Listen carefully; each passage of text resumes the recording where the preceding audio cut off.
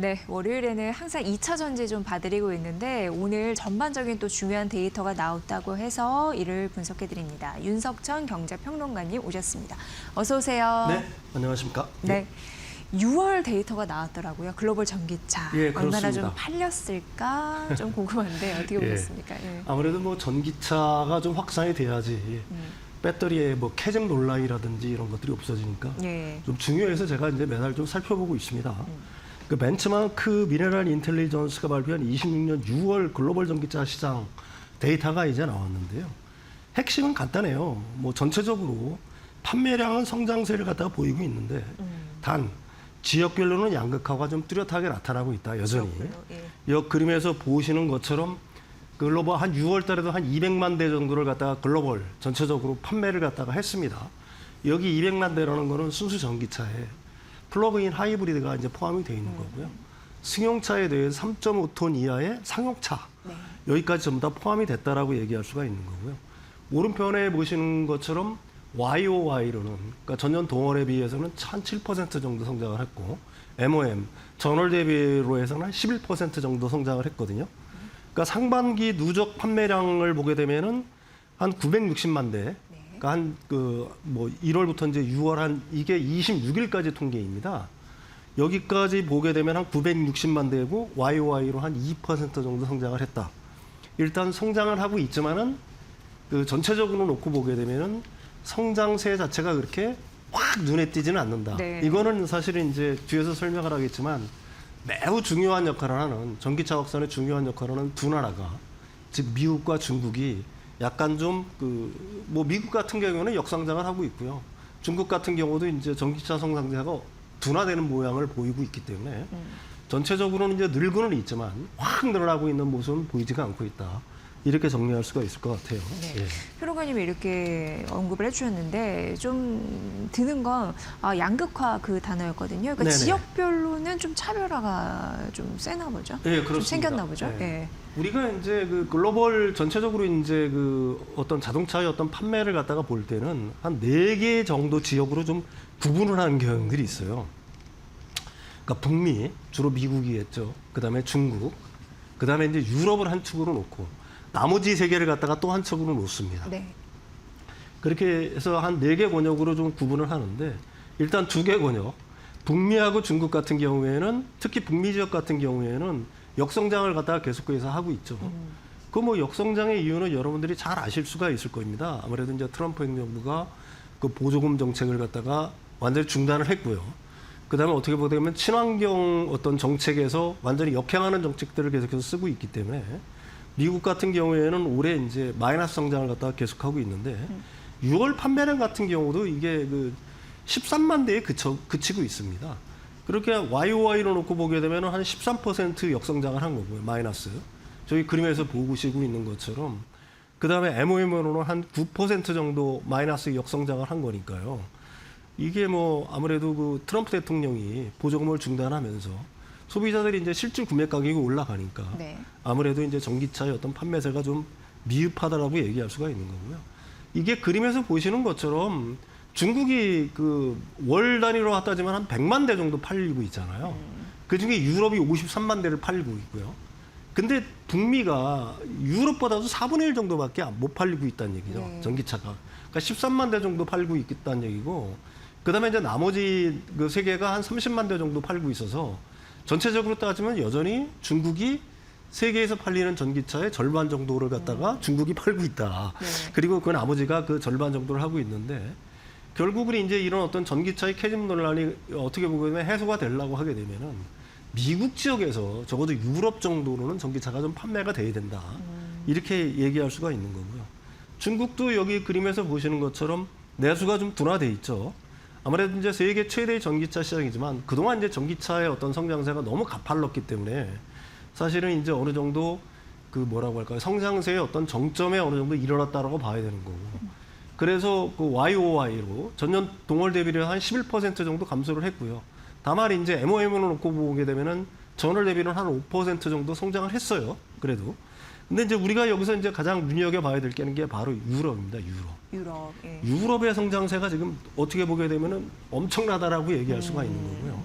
세계 전기차 시장의 성장세를 갖다가 앞에서 견인해가는 이게 바로 유럽이라고 얘기할 수가 있는 거거든요. 6월에 유럽에서는 53만 대를 팔았고요. 이게 YOY로 놓고 보게 되면은 그러니까 전년 동월이죠. 31% 성장을 한 거고 전월 대비해서도 한 28% 정도 성장을 했으니까 성장세가 굉장히 눈부시다라고 얘기할 수가 있는 거고 상반기 성장률이 전년 상반기에 대비해서는 한 27% 성장했으니까요. 네. 유럽이 전기차의 어떤 성장세를 이끌어가고 있다. 그럼 왜 유럽이 이렇게 성장하느냐? 아무래도 이제 높아진 유가가 있겠죠. 유가가 이제 부담이 될 수밖에 없는 거고. 동시에 이제 각국 정부의 어떤 적극적인 어떤 지원 정책이 한몫을 했다라고 얘기할 수가 있죠. 가령 뭐 독일, 프랑스 등등등 해가지고 보조금 정책을 갖다가 강력하게 내세우면서 전기차가 탄력을 받고 있다. 특히 무엇보다도 유럽 같은 경우에는 진입 장벽을 낮춘 소형 전기차들이 굉장히 많이 나오고 있습니다. 가령 뭐 르노라든지 폭스바겐의 아이디라든지 폴로라든지 이런 소형 전기차들이 나오기 시작하면서 이 유럽 지역에서는 전기차의 확산세가 눈부시다라고 얘기할 수가 있는 거고요. 그 나머지 지역들 있잖아요. 거기가 오히려 성장세로 놓고 보면 더 엄청나죠. YOY로는 거의 98%, 100% 성장을 했으니까 엄청나게 빠르게 성장을 하고 있다는 거고 MOM으로도 한 16% 성장했거든요. 우리나라도 6월 달에 한 100% 정도 성장을 계속해서 하고 있습니다. 그만큼 이렇게 정리할 수가 있겠죠. 미국을 제외하고는 뭐 중국이야 이미 전기차가 많이 성숙 단계에 들어갔으니까 미국을 제외하고는 나머지 그 세계는 전기차 전환이 굉장히 빠르게 가시화되고 있다. 이렇게 정리를 할 수가 있을 것 같습니다. 네. 이제 자동차 탄생국에서도 이제 전기차 시대가 된 건가? 이런 네. 생각이 드네요. 예, 그렇습니다. 네. 이게 저도 깜짝 놀랐어요. 우리가 이제 자동차의 그 내연기관차의 탄생국이라고 보통 얘기할 수가 있겠죠.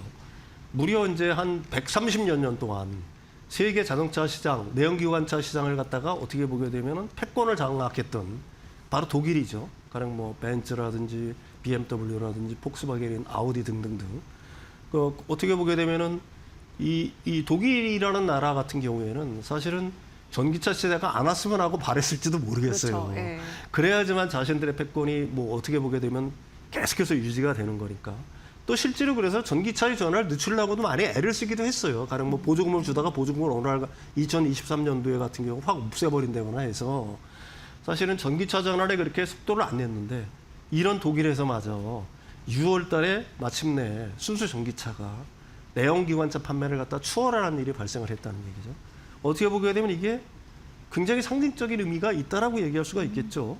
그러니까 역사상 처음으로 BEV가 모든 파워트레인을 제치고 가장 많이 팔렸어요. 1위가 그 순수 전기차인데 84,057대가 팔렸고요.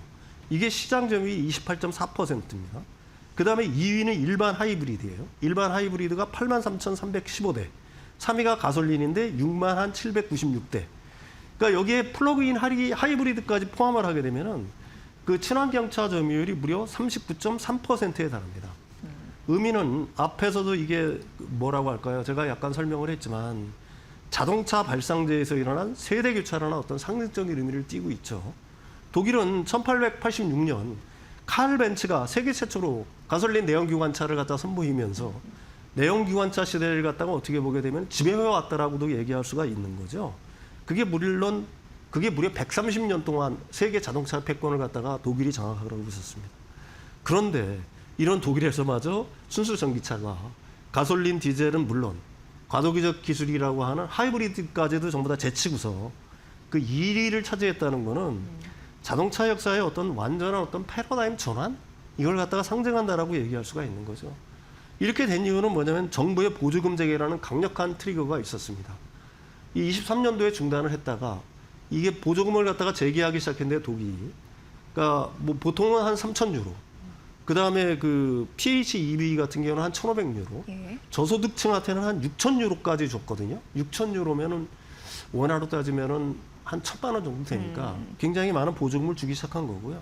이게 그 5월 달에 열렸습니다. 포탈이. 그러면서 5월, 6월 달에 폭발적으로 전기차가 늘어나게 된 거거든요. 네. 그러니까 아직도 여전히 전기차가 많이 팔리기 위해서는 정부의 정책이 굉장히 좀 뒷받침이 돼야 된다 하는 걸 갖다가 뭐 얘기를 하고 있는 거고요. 예. 사실 근데 독일 내부에서는 아직도 비판의 뭐 목소리들이 여전히 있어요. 이렇게 친환경차가 신차 판매 비중의 한 40%를 여전히 차지하고 있는데도 불구하고 전체 도로를 달리는 차 중에서 친환경차의 비중은 6%밖에 안 된다. 당연히 그럴 수밖에 없겠죠. 뭐 우리가 차를 한 번 사게 되면 최소한 뭐 2, 3년, 짧게는 길게는 뭐 10년 이상 막 타잖아요. 네. 그러니까 아직도 기존의 내연기관차가 도로에서 많이 달리는 거고요. 그건 뭐 우리가 노르웨이 경우에서 봤듯이 전동화가 100% 된다고 하더라도 실제로 도로에서 내연기관차가 없어질 때까지는 실제로 수년 이상이 걸리는 거니까. 그러니까 독일도 이렇게 비판하는 쪽에서 하는 얘기는 뭐냐면은 더 가열차게 이 친환경차를 하지 않으면은 내연기관차 시대를 갖다가 쉽사리 끝마치지 못한다라는 어떤 경고성을 갖다가 하고 있는 거고요. 이렇게 유럽에서 그 친환경차가 많이 팔리는 이유는 사실은 유럽의 그 국민들 같은 경우가 그 뭐라고 할까요? 기상 이변이라고 할까나? 기후 변화에 대한 걸 갖다가 몸소 체감하라고 있지 않습니까? 지금 유럽을 갖다가 휩쓸고 있는 엄청난 폭염, 거기에 산불들 이런 것들이 개인들의 어떤 소비 행태에 어느 정도 좀 영향을 주고 있지 않나. 뭐 저는 개인적으로 그렇게도 또 생각을 하고 있습니다. 네, 그런 현황까지 잘 짚어주셨고요. 그리고 우리가 하나 이거 좀 놓치면 안 되는 게 LG 에너지 솔루션 얘기인데요. 네네.